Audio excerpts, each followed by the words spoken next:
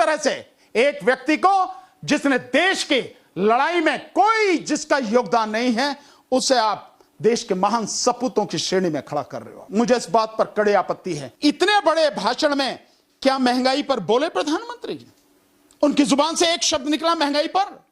लोगों के लिए रोटी खानी मुश्किल हो रही है, प्रधानमंत्री बोले इस पर? एक शब्द भी बोले प्रधानमंत्री इस पर? ये वो व्यक्ति बोल रहा है जो नारियों का अपमान करने में जिसने कभी कसर नहीं छोड़ी।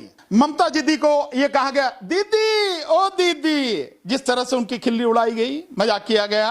प्रधानमंत्री वाकई में अगर भ्रष्टाचार खत्म करना चाहते हैं तो बताएं पीएम केयर फंड में कितना पैसा आया और कहां कहां से आया, कहां खर्च किया गया, और जिन लोगों ने दिया उनके लिए क्या क्या काम किया। प्रण भी यही है कि कोई पराया नहीं, कोई अपना नहीं, सब एकजुटता की बात। हां, कोई पराया नहीं है, सब अपने ही हैं, लेकिन मैं जितना भी कुछ दूंगा अपने उन यारों को ही दूंगा, हम दो और हमारे दो वाले।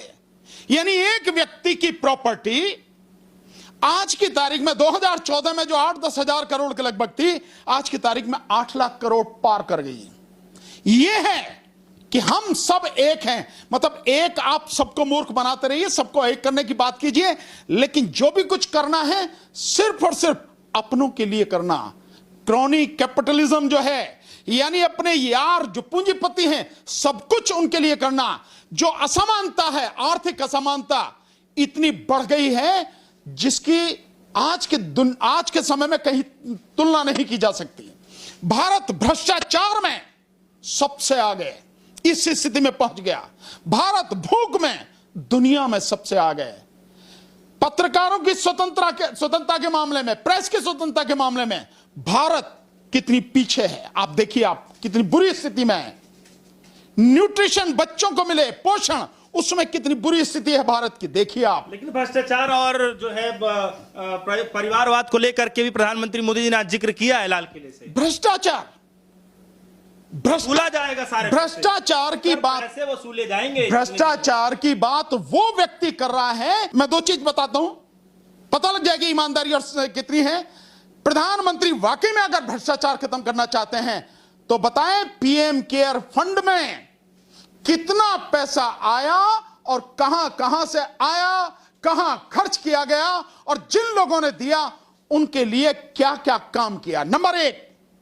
और अगर भ्रष्टाचार खत्म करने की बात है तो इस देश में जो इलेक्टोरल बॉन्ड है, जिसके लिए इलेक्शन कमीशन ने भी मना किया था, इलेक्टोरल बॉन्ड के माध्यम से जितना पैसा भी उसको बीजेपी को मिला है, प्रधानमंत्री में अगर हिम्मत है तो यह बताएं कि वो पैसा किस किस बिजनेसमैन से, किस किस से मिला इलेक्टोरल बॉन्ड के माध्यम से, और कितना मिला। और यह भी बताएं कि जिन बिजनेसमैन से मिला, प्रधानमंत्री ने उनको तोहफे में क्या क्या दिया। नहीं, वो तो ये कह रहे हैं कि जो देश को लूटने की कोशिश कर रहे थे और जो बार बार जो है देश छोड़ के भाग जा रहे हैं, उनसे पैसा निकालने की पूरी कोशिश की जा रही है। बैंक जो है पूरी तरीके से पैसे को जो है मतलब निकालने की कोशिश कर रहा है। तो ये ना समझे कि पैसा जाने वाला है। ये वो व्यक्ति कर रहा है जिस व्यक्ति की सरकार में उन अपराधियों को जिन्होंने देश का पैसा लूटा है, बैंकों का पैसा मारा है, उनको बाकायदा जानबूझकर भगाया गया। जेलों में भी है। जेलों में कितने हैं? कौन लोग हैं जेलों में? जो असली लूटने वाले हैं वो कहां गए हैं? वो सारे के सारे जो हैं कहां हैं? वो सब विदेशों में बैठे हैं, सारे के सारे। और दूसरा, जब आप, क्या जरूरत है जो बैंक का पैसा लूट के ले गए, उसकी और भी क्या जरूरत है? अरे जब आपने अपने 8 साल में 10.5 लाख करोड़ रुपया अपने यार पूंजीपतियों का माफ कर दिया, तो और क्या जरूरत है लूटने की? क्या देश में जो जिस तरह से एनसीएलटी यानी जो अपने आप को कंपनियां दिवालिया घोषित कर रही हैं, उसके माध्यम से भ्रष्टाचार नहीं हो रहा? क्या काम कर रहे हो आप उनके खिलाफ में? जो 12,000 की प्रॉपर्टी है वो 3.5-4 हजार करोड़ में बेच दी जा रही है, और जो व्यक्ति ले रहा है वो भी बैंक से ही, यानी बैंक का पैसा बकाया है 12,000 करोड़, और बैंक से ही फिर कर्जा लेके फिर उसको लिया जा रहा, और उसके बाद में फिर वो कर्जा रह जाएगा और उसको फिर सरकार माफ करेगी। क्या है? कौन से भ्रष्टाचार की बात कर रहे हैं? आकंठ डूबी है ऊपर से लेकर नीचे तक, पूरी तरह से भ्रष्टाचार में सराबोर है मोदी सरकार।